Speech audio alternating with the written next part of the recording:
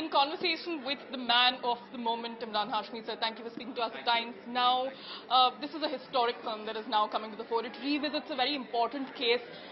Of course, it is a part of it is being entertainment, but it's a larger message that is being spread in society. What is the intention behind doing such a film?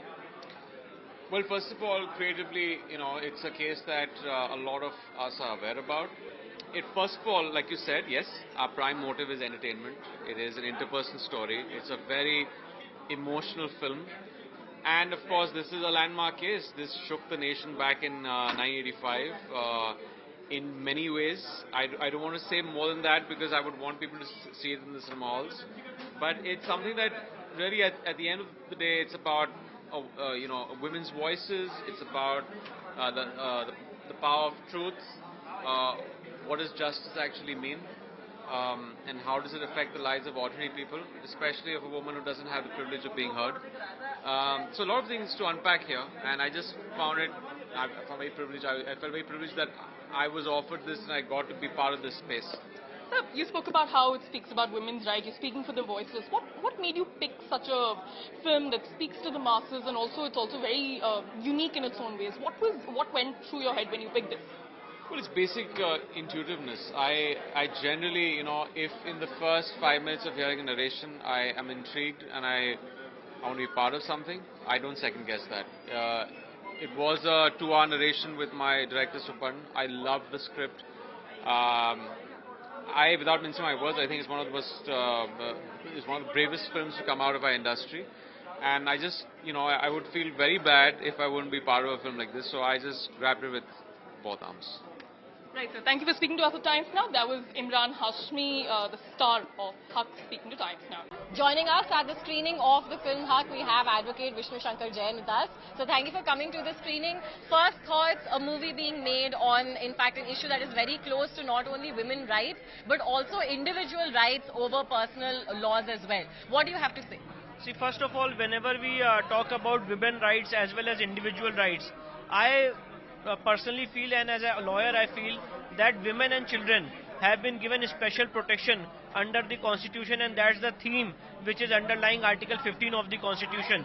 So this entire movie is based on that theme, and I particularly feel that above and over and above personal rights, most important right is, which is dignity of an individual, which is the fundamental right of every individual, which every woman, children and every citizen of this country is entitled to have. And therefore I feel that what is the theme of this film, we all must look into that film from a very neutral perspective, and the perspective that this is not a fight among two communities. It is a fight about dignity of a woman, dignity of an individual woman, and also about the class, women as a class, whether it is from any section of the society. So far as other religions are concerned and personal laws are concerned, we as lawyers see that there are changes and laws which are getting amended.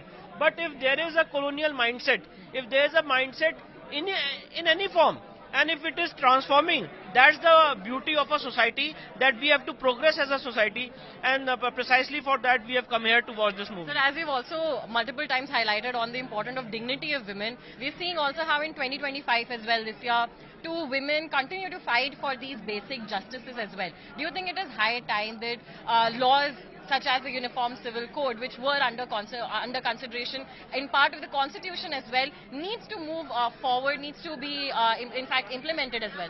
See, so far as Uniform Civil Code is concerned, my opinion is little different from the popular perspective, because we have to understand that on what areas we are looking for uniformity. Definitely, if it is with an objective that it has to be a women-centric law, if the objective of Uniform Civil Code is that we have to give dignity to the women, definitely I am for that law. But there are 2 areas where I feel uniformity must come, and that is number of marriage and age of marriage. These are the 2 areas where I feel that yes, Uniform Civil Code must come. And let me also tell you that there is a special provision in the IPC which is not available to one section of the society. If a person is having more than one marriage, if he is from some other community, he will be tried under bigamy. So this is a women-centric issue, and we have to look at from the perspective that bigamy should be banned for all sections of the society. POSCO Act which is a very, very important piece of legislation. It has to be implemented across all the religions, across all sections of the society, irrespective of the religion, because it's the most core women-centric issue. Today we are in an era where we are debating that the age of POSCO must also be reduced. So these are the times where we have to look for our sisters and our daughters who are participating in army, navy and various other fields. So we have to look for dignity of women, and therefore so far as laws are concerned, uniform civil code which you have asked, it is very, very important that we should have a very centric debate on uniform civil code rather than just giving lectures on what I am asking a question that on what areas we are seeking uniformity. I have suggested two things: number of marriage and age of marriage. Right. So that remains the core, in fact. So this is in fact the social issues as well that the film will be highlighting upon. With video journalist Pradeep, this is Kritika Tiwari for Times Network. Joining right now is Dilip Cherian, a well-renowned person who needs no introduction with me right now. So this movie speaks volume on women's rights, and it's a story about how a woman's resistance won against patriarchy. Do you think religion and equality can coexist without any compromises in the society now? If you read the text of all religions, I think equality is embedded in it.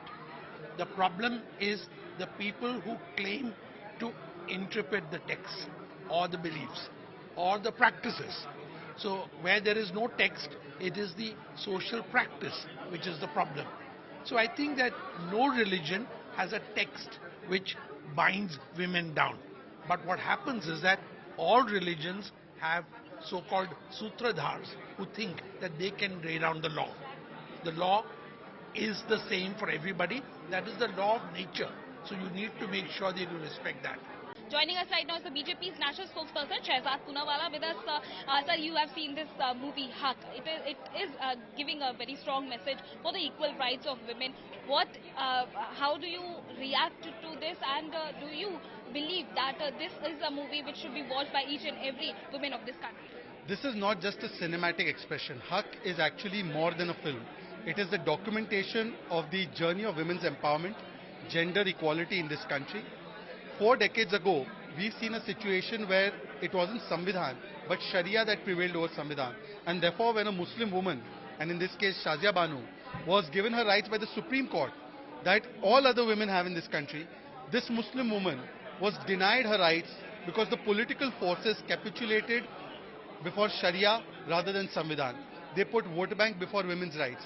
And unfortunately, we see this mindset even today. When the Shaira Banu case, the triple talaq case has come, at that time too, these forces continue to bat for vote bank, not for women's rights. They oppose UCC, UCC being a tool of gender empowerment. They again put considerations of Kattarpanthi and fundamentalists above women's rights. At a time when we have won the Women's World Cup, this is a strong message of breaking the barriers and stereotypes that enshackle women.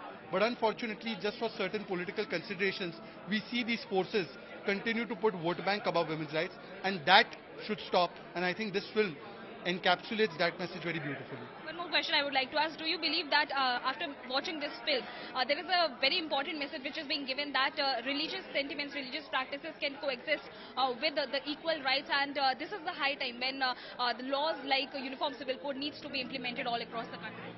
No personal law, no religiously ordained law can deny the fundamental constitutional right to any citizen in this country. If a woman has a particular right, she has it irrespective of her religion, whether she is Hindu, Muslim, Sikh or Christian. And therefore, in the name of personal laws, you cannot have a situation where the constitutional right or constitutional rule is denied to her. And therefore, we are advocating for Uniform Civil Code. If there is a criminal code which is uniform, why shouldn't the civil code be uniform? Why should some women be subjected to child marriage? Why should some women not get the same rights on divorce as a Hindu woman? And therefore, the need of the hour is that constitutional law should prevail, not patriarchal, archaic personal laws. And therefore, Uniform Civil Code is also an important message that comes out from this film. Thank you, sir. So that was the BJP's national spokesperson, Shehzad Poonawalla, speaking in Times with video journalist Vivek. This is Diamka Singh for Times Group. We are joined by former Chief Justice of India, DY Chandrachud. Justice Chandrachud, thank you so much for coming and being part of this event. In fact, Your take on this landmark Supreme Court judgment, which inspired this movie, and especially as it was your father, the illustrious Justice Y.V. Chandrachud, who led the bench which delivered this landmark judgment. Coming here for the release of the movie has a personal resonance for me, and an emotional one is that, because the foundation of this movie was the judgment in the Shabano case, which was authored by my father, and he did that at a very great personal cost, because I remember after he retired, he was criticized all over for standing by the principle which according to him was the principle of equality enshrined in our constitution, that every segment of society, all women are entitled to the same rights under the law, and there can be no discrimination against women on the grounds of religion or caste or gender or any other ground. So coming here, I think, is very, very significant. I feel that it's a vindication of the view which my father took, albeit after 40 years. But times have changed, and I think we need to now stand by equal rights for women across the realm. And for the first time, secular law, that is Section 125 of CRPC, was used to allow maintenance for Muslim women, a historic step. And that had triggered the need for a uniform civil code in this country. What is your view on the uniform civil code? In the Shabano judgment itself, the Supreme Court spoke about the need for a UCC, which is really an aspirational value which was reflected in the directive principles of state policy. Several judgments of the Supreme Court which have succeeded that judgment and after that judgment have spoken about the need to bring about a uniform civil code consistent with the constitutional tenets. So what the Constitution has in that sense aspired is a stated value for all of our citizens. At the same time, I do believe that it's necessary to take all segments of our society into confidence in order to send the message that 75 years after independence, there can be no discrimination against any segment of our society on the basis of religion or caste or gender, and that there is one law which applies for everyone. And the same rights which are made available under the law, in this case it was the right to maintenance under Section 125 of the then Criminal Procedure Code, must extend to every woman in society. What more is required? What more reforms are like this Section 125 application is required to bring in reforms irrespective of all religions? Women to end discrimination against women, which has crept into several religions. Bringing about reforms is one thing, but I think changing mindsets in society is equally important. And the task of enabling a change in mindsets is a much wider project in post-independent India, of which we are proud citizens today. And I think, therefore, the task must begin from homes, from schools, to colleges, to workplaces, to the public realm, to political institutions. So the process of reform in that sense is not just a function of law, but transcends law, and in that sense is therefore a process of bringing about a change in perception, societal values and public opinion, which is of course something in which even the press, the electronic media has a very vital role to play. Need for a UCC was spoken about in this particular judgment. Also twice the Supreme Court had stated about it later. I think there were also 3-4 High Court judgments which emphasized that there is a need for UCC. But I think there's no major way forward has happened, and nothing much has happened. What do you think is the hurdle for a UCC in India? You see, I'm not sure about what the hurdle is because I'm not a lawmaker. Obviously, our lawmakers are conscious of that. And I do believe that, any change which takes place in society is change which is brought about in incremental steps with great deliberation. And therefore, while the Constitution has expressed this as an aspirational value, I believe our lawmakers are proceeding with a great deal of consideration, restraint, and the belief that we have to talk to each other, we have to convince each other, we have to persuade each other, tell each other that what we are trying to achieve in terms of a constitutional value is in the interest of society as a whole. In fact, this movie is raising a question whether religion and equality can go hand in hand without any compromise. Your view? Well, the Constitution does protect the right to practice, profess and propagate religion. So just as the Equality Code is a fundamental part of our Constitution, a part of the basic structure, equally Article 25 of the Constitution, which extends to everyone, to you, me and everyone, is equally a part of the Constitution. So both must subsist, they must be read in harmony, and bringing about this balance is truly the great task for governance in India.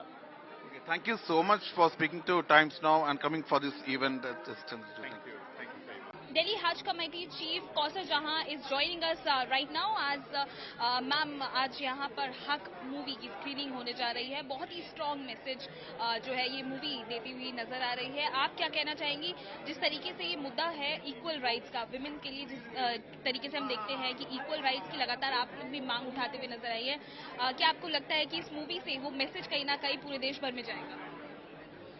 जी हाँ, बिल्कुल. जो है इस तरह की जो फिल्में हैं ये समाज में जागरूकता होती हैं इनसे. और देखिए जो है खासकर जो हमारी मुस्लिम बहनें हैं, मुस्लिम महिलाएं हैं, उनको सशक्त करने का काम या उन्हें मजबूती दिलाने का काम जो है पिछले 10-11 वर्षों में ही हुआ है. माननीय पीएम साहब के ही कार्यकाल में हुआ है. और मैं कहूँगी कि बहुत अच्छी बात है. टीम हक को मेरी बहुत बहुत शुभकामनाएं कि मतलब इससे समाज में और लोगों को पता चलता है कि भाई कि जो कुरीतियां हैं या फिर जो कि हमें क्या सुधारना है. मैम आपको क्या लगता है कि जिस तरीके से यूसीसी की मांग भी कहीं ना कहीं लगातार उठती हुई नजर आई है, इस मूवी की भी खास तौर पे अगर हम बात करें तो इसमें भी जहां जो मैसेज देने की कोशिश की जा रही है मुस्लिम महिलाओं को लेकर, खास तौर पे रिलीजियस सेंटिमेंट्स होते हैं, रिलीजियस प्रैक्टिसेस की बात हमेशा बीच में आती है. आपको लगता है कि इस समय अब जरूरत है कि यूनिफॉर्म सिविल कोड जो है वो पूरे देश में लागू होने की जरूरत है? देखिए मतलब कई बार धर्म के नाम पर जो है ना लोगों को अंधविश्वास, इस पे लोगों को बेवकूफ बनाया जाता है. तो मैं यही कहूंगी कि जागरूकता और नॉलेज बहुत जरूरी है इस विषय में. Thank you so much, ma'am. So that was Kausar Jahan, who is the Delhi Hajj Committee chairperson, speaking to Times Now with British journalist Vivek. This is Yamka Singh for Times Now. Joining us right now is BJP's national spokesperson RP Singh. Sir, बहुत ही एक important दिन है. आज का जो screening है वो अपने में ही ऐतिहासिक है क्योंकि एक हक जैसी मूवी जो वुमेन के राइट को आज के तारीख पे बहुत अच्छे से दर्शाती है.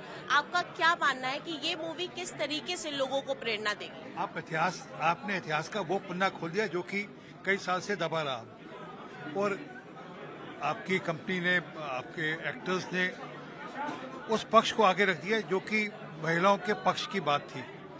और इसलिए क्योंकि एक महिलाओं को एक इंस्ट्रूमेंट की तरह यूज किया जाता था. फोन किया, कह दिया तलाक तलाक तलाक, हो गया तलाक. उसकी लड़ाई शाहबानों ने लड़ी.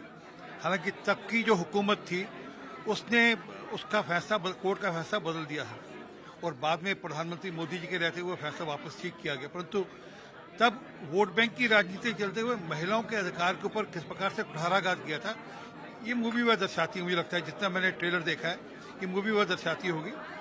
आपको बधाई हो कि आपने इतना बढ़िया काम अपने सिर पे लिया, अपने हाथ में लिया और अपेक्षा करते हैं कि मूवी देश की महिलाएं ज़्यादा से ज़्यादा देखें और खास कर मुसलमान महिलाएं जरूर देखें ताकि उनको समझ लगे कि एक महिला ने उनकी लड़ाई किस प्रकार लड़ी और अकेले कैसे इतनी बड़ी लड़ाई लड़ी.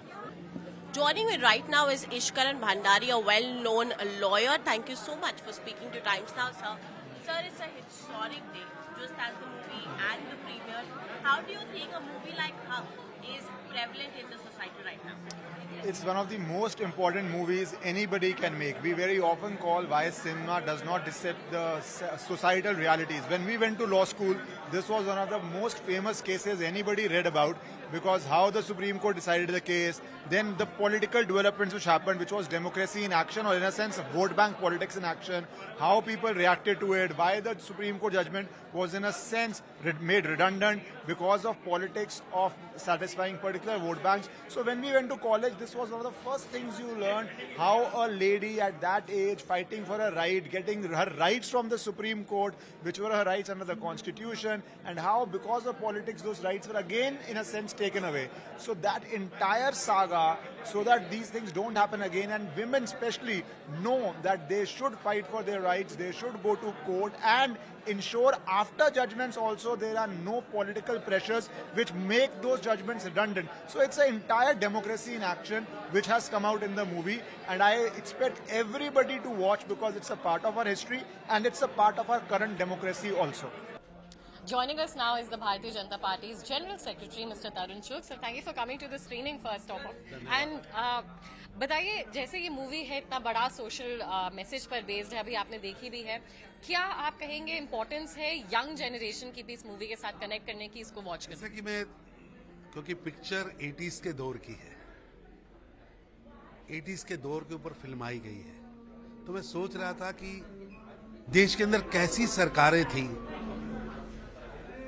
जो महिलाओं के अधिकार को छीन रही थी, अन्याय पर मोहर लगा रही थी। स्वर्गीय राजीव गांधी जी का समय था, तो किस तरह देश की बेटी और बेटी में फर्क डाल दिया गया और देश की उन बेटियों को जो एक मजहब से आती थी, उनके अधिकार छीन लिए गए और 3 शब्दों में उनकी दुनिया बर्बाद कर दी गई। अगर कानून आपको मजहब के आधार पर चाहिए तो कत्ल पर क्यों नहीं, चोरी पर क्यों नहीं? एक औरत की शक्ति छीनने के लिए आप धार्मिक कानून का सहायता लेंगे। दुर्भाग्यपूर्ण। और मैं धन्यवाद करता हूं स्टार कास्ट का, प्रोड्यूसर्स का, इसके पीछे जो टीम काम कर रही है उसका धन्यवाद करता हूं कि जिन्होंने